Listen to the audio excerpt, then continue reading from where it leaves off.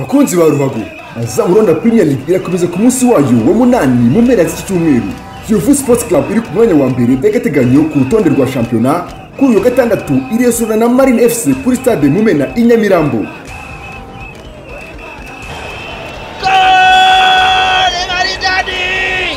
Kitego cyiza cyane.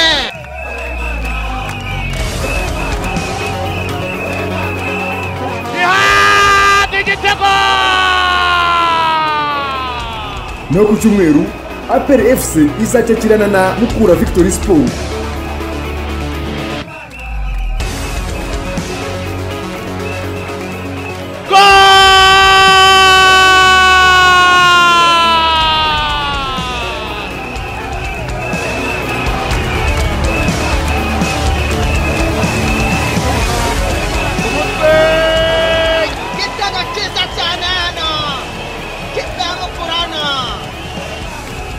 Imikino yombi mukazayikurikirana live kuri Azam TV.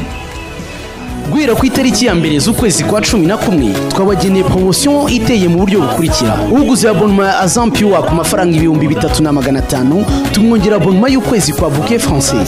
Uguze kandi Azam Plus ku mafaranga 4500 tumwongera amezi abiri kuri Bouquet Français. Mu gihe kandi uguze Azam Play ku mafaranga 6500 tukongera amezi atatu yose ya Bouquet Français. Uguze kandi Bouquet Français ku mafaranga 6400 tumuhereza amezi atatu yose kuri iyo bouquet y'igifaransa. Gura ifatabuguzi rikunogeye aho uri hose mu gihugu ukoresheje MTN Mobile Money, Tigo Cash, Airtel Money cyangwa ugana abaduhagarariye mu gihugu hose. Azam TV, imyidagaduro kuri bose.